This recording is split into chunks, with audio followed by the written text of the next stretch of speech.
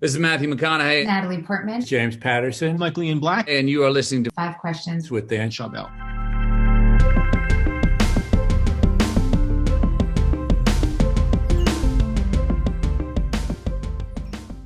Porter, welcome to Five Questions.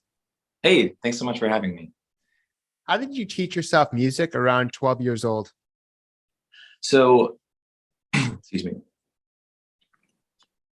So I got interested in music because of rhythm video games, actually, in particular. So there was a certain, and still is a subset of video games that are about expressing rhythm. Some of, like the well-known examples in the US would be like Dance Dance Revolution, Rock Band, Guitar Hero. Those really spawned an interest for me with music. And, it's a question that my parents get all the time is they're like, how did you stoke Porter's interest in music? And the answer that they always give is that we just let our kids be bored. And that was it. We never signed them up for a single piano lesson. If they wanted to take the swim team, then we would do it. If they wanted to play soccer, we would do it. But the most important thing was just allowing them to be bored.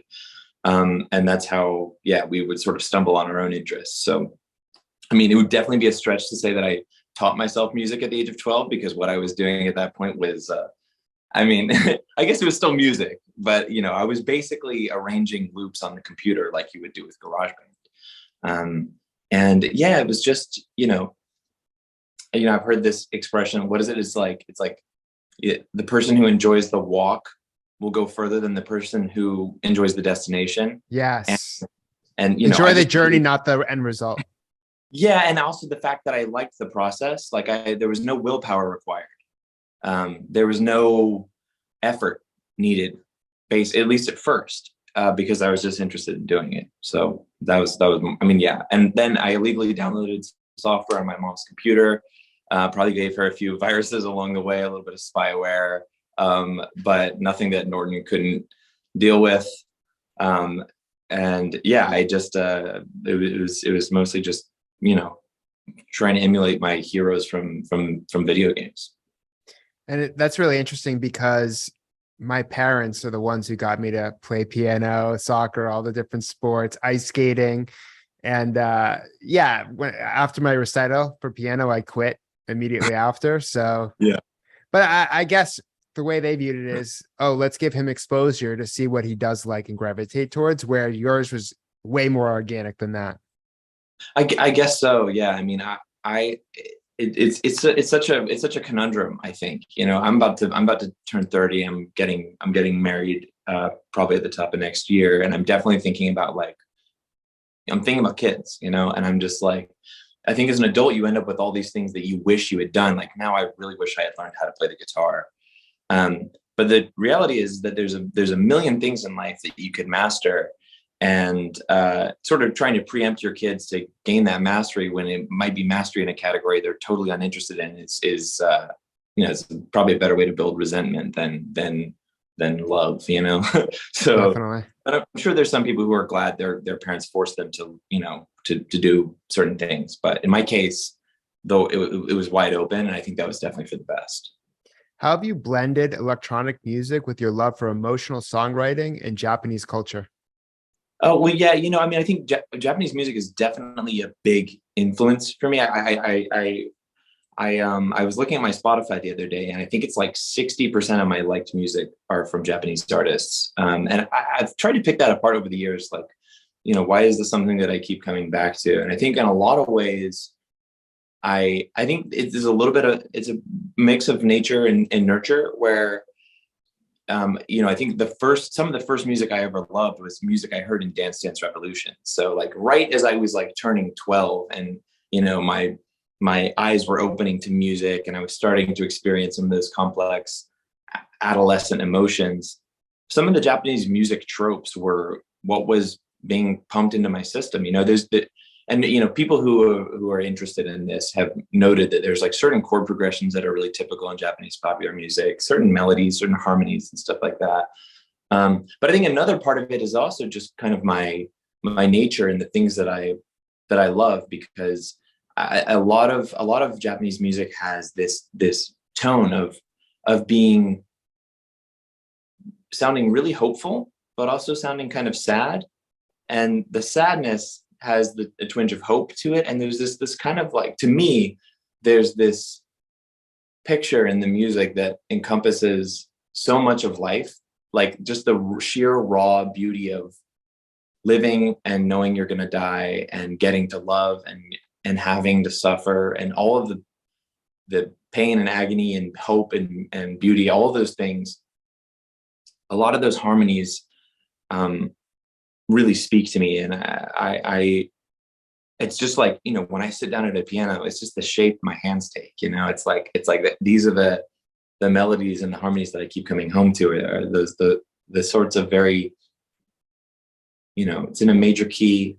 It sounds sort of twinkling and hopeful, but the lyrics are sad. And, you know, like the first song I ever really loved was 1,000 Miles by Vanessa Carlton. And I think someone once made the observations that you can play 1,000 Miles over any Porter song and it works. It's weird. I think this is, you know, it's something that I grieve at times, is the fact that like, I won't get to have another first love musically again. You know, it's like, I think I'm stuck with some of these tropes for life. And as I get older, I can't fake that nostalgia for other things and that love. And something that I get worried about at times is I'm like, damn, like I love what I love musically, and it hasn't changed as fast as I might hope. But so yeah, I mean, and in terms of how I blend it, to me, it's just I think when you make music, your first 5 or 6 years, a lot of it is just sort of emulating your heroes. And my experience was that I had this one musical hero, a guy named Rob Maith. And if you go and listen to his music, you might think, God, is this really what is this? This doesn't sound like Porter. It's like Eurodance, like, you know, hard, happy, super cheesy Eurodance that I still love to this day. And I had spent so much time trying to imitate that guy. And eventually I got to a point where I was pretty close, but it wasn't terribly fulfilling. I thought, like, you know, if I can just do the same thing as my hero, then I'll be officially good at music. And it wasn't like that at all. It was like, the thing that made his music special was the fact that he had found his own identity and found his own signature and his own sound. And I think at a certain level of doing art, you just can't help but think, oh, you know, what if I took this chord progression from this song, but the lyrical style of this song? And that's why I consider every song that I do to be this like collection of love letters. Basically, it's these are all the things I love wrapped up in one. So yeah, I mean, Japanese music is definitely a big part of that. Like, you know, there's little bits of folk and ambient music and well, it's also your signature, Porter, too. Like, I just feel, especially with EDM, like if you hear a song or a track, like sometimes you can guess who that artist is because they have a signature on top of that, right? And I feel like, you know, if it's a Lesso song or Guetta or you, like, I feel like people will could take a pretty good educated guess who the artist is. You like leave your mark on it, which is good. But I also think at the same time, I remember, so I've interviewed like all your peers, like Avicii, Aoki a few times, Guetta, like all of them. And I remember with Avicii, especially like his final several years, like even though he stayed true to himself, he kind of made it more unique. He had like, it was like a mix of, I don't know how you describe it, like country music with the EDM. Yeah. And like, he really challenged it and it worked. Yeah. And so I think that you could stay true to yourself, but also evolve with the times and challenge yourself. 100%. Man, I remember when Avicii debuted stuff from that album. I think that album was called True. He debuted a bunch of that music at Ultra Music Festival, which is, you know, as we know, is just this just giant rave. And, you know, some might not say it's a rave, but, you know, a big music festival with rave undertones. And he brought out a whole band, and he had Aloe Black, and there were these bluegrass and folk and country undertones to it. And I just remember like people just ridiculed it, and they were kind of ready to ridicule it because Avicii was so popular that a lot of people were sort of nipping at his heels. And I remember just hearing that and being like, what is he doing? And then, for me, and then, millions of other people, it connected so hard. And then you look back and you're like, man, he saw something that the rest of us really did not, and presented it in this bold way. So I think it's like, I think that's really something special. And I've gone back to that moment in my head of, realizing the value of, or just to not overrate people's first impressions, I guess, that people often don't know what they want until they've really been exposed to it. That's a Steve Jobs thing. Yeah, right. He doesn't ask for what the customer wants. He at least thinks he knows what the customer wants, and he's been right. Yeah. It's Avicii was definitely that way. And yeah, I would definitely, grieve his passing. And it's something that I've thought about a ton over the years. How have you dealt with your struggles of being your harshest critic and your brother's cancer? Oh, how did I deal with my brother's cancer? Yeah. Okay. Yeah. So I don't know exactly how I've dealt with the really tough internal criticism and the sense of shame that I seem to feel, other than by occasionally writing about it. It's not something that's left me, I mean, it's pretty common. Like I had Zachary Levi, who's really well known for, being in Shazam and other roles. And that's what he says too. He's his own harshest critic. Yeah. I think that there's been so much that's been said about that subject of perfectionism and shame and fear of shame. And it's an eternal battle for me. I mean, ever since I was a kid, I like really struggled with criticism, because, sometimes somebody will say something and it's the exact worst thought you had about yourself, and it strikes such a nerve, and it's, and those are the most painful ones. Like, my brother was talking about how, he's a YouTuber, and he's a pretty big YouTuber. And he said that, like, you get a massive amount of comments on every video, an inconceivable number of comments. And sometimes you'll have this one fear that you were afraid someone was going to pick up on in the video. You're editing the video, like, God, I hope people don't say this. I hope people don't think this. And you'll get that one comment in from amongst hundreds of thousands. And of course, it's the most painful and the most memorable. But he said, like, sometimes when I see that one comment that really strikes a nerve, I feel like that's got to be the smartest person in the room. That's got to be the most incisive, smartest person, because they figured out they saw through it, and they figured out exactly what was wrong with this video. But, he then went on to say, that's clearly not true. You don't need to be incisive or smart to land on someone's biggest insecurity. It's just a numbers thing. Like, when you're putting your art out there to hundreds of thousands of people, there's sort of like this shotgun blast of feelings that comes at you. And people project their own stuff, and eventually one of them is going to land on the thing that you were afraid of hearing. And that definitely happens with me. It's like I spend a lot of time in the studio worrying when I'm working on music. I'm like, oh, I hope it's not perceived this way, or I hope this line isn't taken to mean something I want it to mean. And I think I waste a lot of time on that, frankly. And I'd rather, I think the ideal version of myself would just be happy to ruffle feathers and weather criticism. So something I work on, but it's not something I've mastered or even close. Yeah. And then it's going to happen. Yeah. And it's going to happen whether you like it or not. Yeah, for real.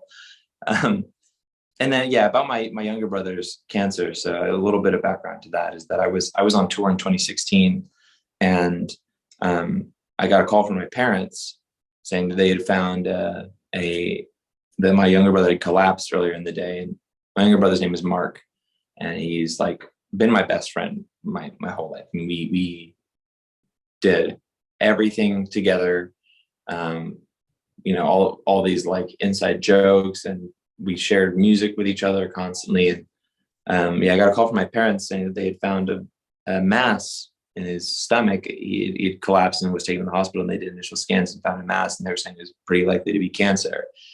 And that was a really harrowing night. And I was deciding, God, should I still perform? Should I cancel the show? It was like the last show of the tour or something like that. So I was like, maybe I can just do it. I remember crying on stage, being so worried. So I'll sort of skipping to the not to leave you in suspense. Mark is okay now. He's in remission. He lived, and this particular cancer, which is called Burkitt lymphoma, the chances of it coming back are like the same chance of it happening in the first place. So it's like a 1 in a million or something like that. Once you're in remission, you're really clear. But one of the interesting things that happened throughout that process was, he was diagnosed with Burkitt lymphoma, which is fairly survivable cancer in the US. So it's got like a 90% survival rate. Interestingly, it's one of the fastest growing human cancers. So it can like double in size every day, which is how it got to be. I mean, it was like, not to be graphic, but I think when they found it was the size of a softball. It was really, really big. But one of the things about that is that it responds similarly very quickly to chemotherapy. It shrinks fairly quickly as well. Guess that has something to do with the nature of why it grows fast. And but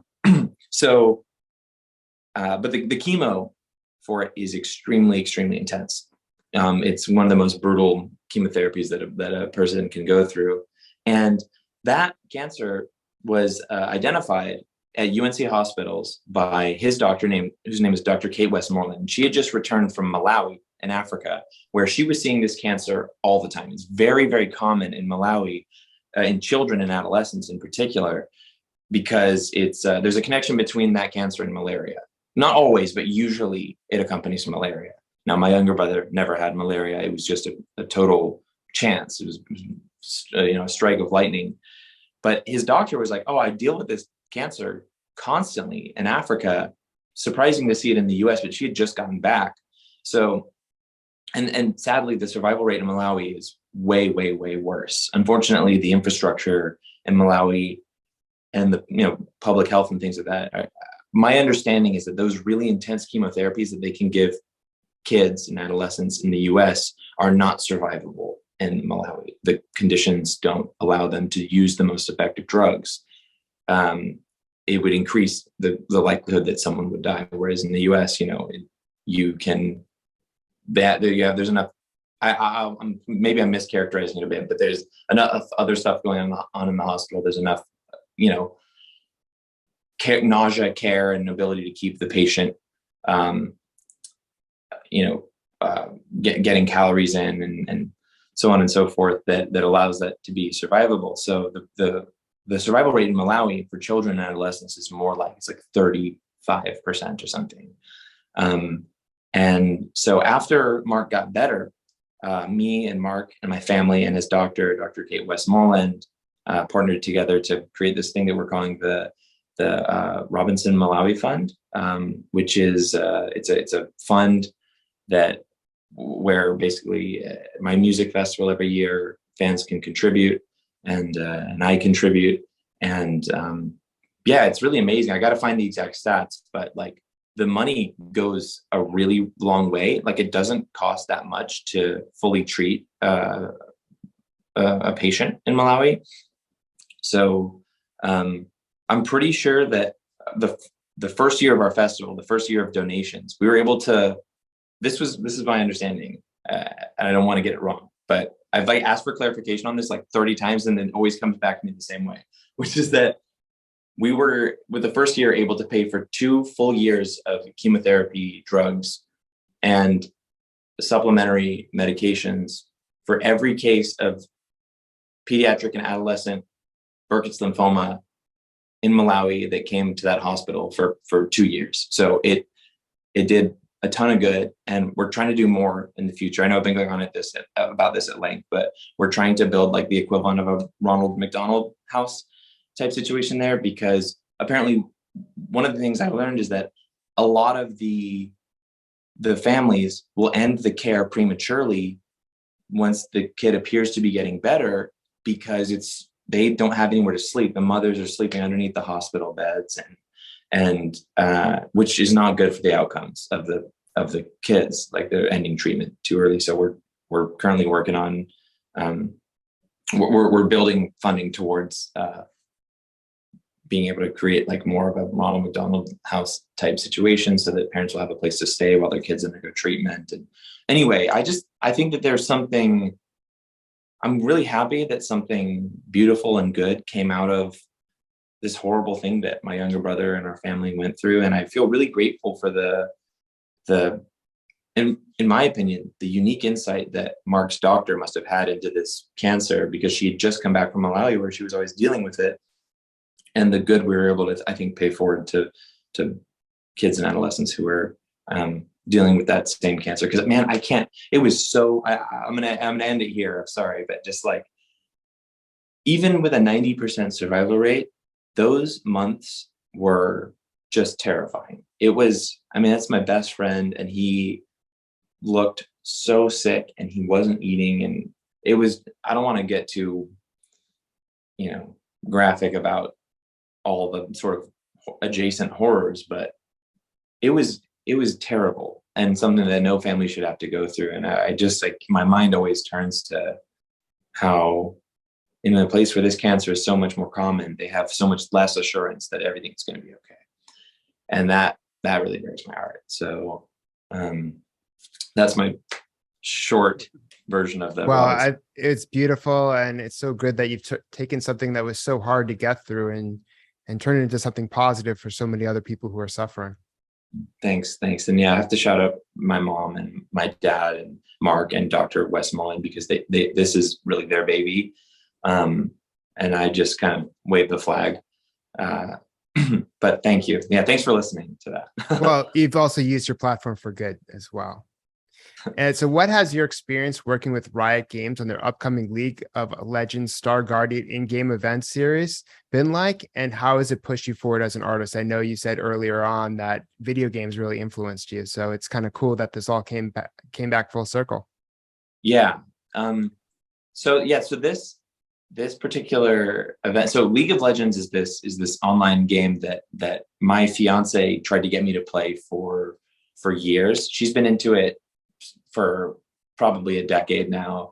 And I was like, I don't, this is not my thing. I don't really want to play. And at the beginning of the pandemic, one of the things that really sucked was feeling so separated from all my friends. And so a bunch of my friend group played this game, and I sort of got roped into it. Like, it's an esport. It's a really competitive game where it's like, teams are trying to destroy each other's bases, and it's really technical, and the skill ceiling is really high. And like, I suck compared to most people, and I still play all the time. So they released this Netflix show last year called Arcane, that I just thought was like one of the best animated shows I've ever seen in my entire life. Like, I put it up there with Avatar: The Last Airbender in terms of Western animated TV shows that are just a handled with so much care, and a story that feels timeless and is exciting and visually beautiful. And so I went to the parent company, Riot, that released this animation in this game. I was like, hey, I would love to be involved in the second season of this show. And they're like, well, we have something that may be better, which is, they know my history of making music for animation. And like, we're doing this anime themed short and skin line this year called Star Guardian, and we would love for you to make the music for it. And I was kind of like, oh, like, I'll try. Like, I don't know, like, maybe let me just give me a week, and I'll see if I can come up with a little loop or something, and see if you guys vibe with it. And I wrote the first loop that ended up becoming the song Everything Goes On. And it was like the horses were off to the race or whatever. Like, the cat was out of the bag, genie out of the bottle, whatever. It was like once I started that little idea, I was like, oh damn, I have to finish this. Like, this is good. Where it's like, sometimes as an artist, you'll start something and you're like, well, a huge amount of work just got added to my plate because this is good enough that I really have to see this through now. And it's just been a really, really good experience. I mean, it's like making music for animation is something that I love so much because like there are these kind of beautiful moments where what's happening visually either connects with or contrasts with what's happening in the music in a way that like really pulls at your heart. And it's like more powerful than anything. Like I heard this analysis about the beginning of the movie Up, about how it's really sad imagery with really happy music playing at the same time. And that's what makes people cry, about how like, you know, you're watching this, you know, this glimpse of this family life and this grandpa losing his wife but the happy music makes you kind of reflect on the good times. It feels like these happy memories, but you kind of know what it's all leading to. And that gap is really painful in a strangely good way. So that was something that I got to have fun with this song. Was like, the song was 3 minutes, 30 seconds, but for the animation, it needed to be like 2 minutes, 30 seconds. So I had to be really careful about what parts of the music I cut. It was like certain things from the music, if I cut, the song stopped working. And certain things that if I cut from the music and the song still worked, it didn't line up to the animation in a way that felt emotional. So I ended up like doing some kind of crazy stuff with it, where like I was editing the music while watching the video, and I would take like a lyric from the second verse and put it in the first verse because it matched so beautifully with what was happening visually. And I sort of created this like highlight reel of the song that I think really complements the animation. And I just love that stuff. I love visuals. My live shows are very, very visual heavy, big video wall, a lot of, I think really intensely about what's got to go where. And I just love it. I think that it's like video and music together is one of these categories where it's more than the sum of its parts. It's not a 1 + 1 = 1 thing. Like sometimes, like with artist collaborations, for example, when two big artists come together, sometimes people are like, oh my God, like I love this artist and I love this artist, so it's got to be twice as good. But usually those big collaborations turn out to be just about as good as each artist respectively. But I think that music and animation and music and video together are something where you really can break past that threshold and make something that's doubly or triply good, where without the animation, the music isn't as strong. Without the music, the animation isn't as strong. And like, I love that it's just like this, it's this alchemy to me, where you can create something really beautiful and special. And I really feel like that's what this Everything Goes On, this like Star Guardian anime thing is. I think it's like, it's, you know, as a fan, it's exactly what I would have wanted to hear and see. And in some ways, like in good ways, not maybe what I would have known I wanted to see. Like we were talking about earlier. So, well, it sounds like a perfect fit for you too, based on, and like what I was saying, it's also quite challenging to be able to kind of sync everything up and create and elicit those emotions and feelings. Absolutely. Yeah. Yeah. That's totally. And what's your best piece of career advice? Okay, wait, Nay, I got to reflect on this.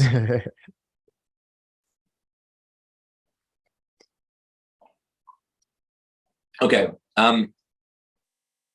Putting aside the cliche one, which you, before the interview, asked me not to mention, which is incredibly good advice, which is that people are just better at the things that they love, better at the things they care about, follow your passions, you know. One of the things that I feel like I learned in the last few years, and this may be more artist specific, but it might not be, is that I think it's so essential to create time for new input. And that, like, basically I had like a 2.5 year period where I was working on music every single day by force of will alone, and I made essentially nothing. I was so scared that I might never make music again.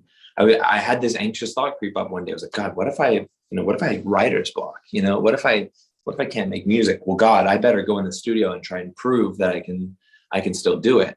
So, you know, let me sit down and start writing. But I was so anxious, and I did that every day for years, and my output just got worse and worse and worse. And it was like, the worse my output got, the more scared I became. So the more I felt like I had to sit down in the studio and work every day. I was like, I must not be working hard enough. And here's the big problem with that, is that as an artist, it's not really about you. It's not really about your own level of ability. And I was making it about that. I was thinking, I've got to prove myself. But really, what I'm doing as an artist is I'm taking all these things that I love and resynthesizing them into something new. So the obvious problem that emerges when you're not giving yourself new input, when you're locking yourself in a studio and just trying to work, is that there's nothing to write love letters to. There's no input. There's nothing to resynthesize. It's just me and my anxiety and my fear. And like, the thing that unlocked my ability to make music again was to stop trying to make music and to go listen to albums, watch movies again. I wasn't watching movies. I thought I didn't have time. That's really how I felt. I mean, this was a pretty serious like problem in my life. I went and I traveled. I forced myself to go try and make new friends and cultivate new friendships. And those new friends got me into all this kind of music that I might not have given the time of day unless it was these people that I love and trust me. Like, no, listen again. Trust me, it's cracked. Like that. I wish I had realized that earlier, that, you know, I would sit down in the studio every day and say, like, if I'm good, I'm going to make something. And it's like trying to drive a car with no gasoline, or it's like trying to, it's like, you know, a painter trying to paint on a canvas, but they don't have any paint colors. And they're like, why can't I do it? And I think this does apply to other realms as well. It's like, I think creativity really, really feeds on novelty, and you have to make an effort to expose yourself to novelty. You have to try. And there's just so much like hustle culture adjacent advice online that's like, you know, what are you going to do today? Are you going to like sit on your ass and eat snacks and watch Netflix, or are you going to get up there and grind? And it's like, well, you should do both, because you might hear a song on, and you know, you might see something on Netflix that really inspires you. You might find an interest in snack food, which I actually, incidentally, I did. And I started reviewing snack food and I had a lot of fun with it. Like, I think that's like, there's definitely a lot of discussion around burnout and hustle culture and other things like that. But like, my advice to musicians who I think have gotten pretty good at making music, who've gotten good at the technical aspects, they know their chords, they know how to produce, is like, all right, now find something new to love, because like, that's where you're really going to grow. Is you have to get comfortable in discomfort and change your environment. I think that's more or less what you're getting to, right? And I think that is universally applicable too. And it's not only good for creativity, inspiration, like you just said, but it's good for your health. That's so true. Yeah, the discomfort thing was very real, because that was also part of what was keeping me in that studio. I was like, God, you know, what if I take 2 weeks off and I go travel to someplace and I go on a vacation, or if I try all these things that might help me and I come back home and I still can't make music, then, you know, then I'm really doomed. Like then I'll have tried something, and that having to confront that fear of all of that being pointless, having to confront that fear of it not being productive, of it not helping. And, you know, I think productivity is another, like, it's another vice in a weird way, where the fear of not being productive can get in the way of creativity, in my opinion. So yeah, you're absolutely right. Like facing fears is such a big part of it. I think it's like worth facing fears, even if it seems totally irrelevant to anything you're trying to do. It just like proving yourself you can do something you didn't think you could do. And yeah, like you said, getting comfortable with discomfort. And it's funny how all that stuff connects. You know, without going on too long about this, one thing that affects me is that I have OCD. I've had OCD. I was diagnosed with OCD when I was 11. And the most effective treatment for OCD is basically exposure therapy. It's exposure to the feared stimulus. So they'll tell people who have germophobia to, the highest level of that therapy, you might tell somebody to imagine sticking their hands in the toilet and then eating food. And the person's anxiety goes up to a 10 when they imagine it. But then they sit with the therapist and the therapist says, okay, now make it worse. What if you, take that disgusting fantasy and make it scarier to someone who's a germaphobe, right? Their anxiety is at a 10. But eventually the therapist has the patient sit with this. And it's like, okay, after 20 minutes of imagining your hands in the toilet, what do you think happens to that person's anxiety? Does it stay at a 10? Or do they eventually, 20 minutes is a long time. Eventually you start getting bored. You're like, okay, now it's more like an 8. And then they're like, okay, try to make it worse. See if you can get it back up to a 10. And it starts going down and down and down. And, it's a really well-researched principle in psychology that exposure to the feared stimulus is the best way to extinguish a fear. This is like well-researched conditioning stuff. And that definitely applied to my creative rut and lack of inspiration. It was like I was so scared of failing. I was so scared of trying things that wouldn't help. And a big part of getting better from all that was like trying difficult things and doing stuff I was scared to do. So absolutely. Yeah. Well, that's great advice. And thank you so much for being on the show. No, thanks so much for having me. This was really fun.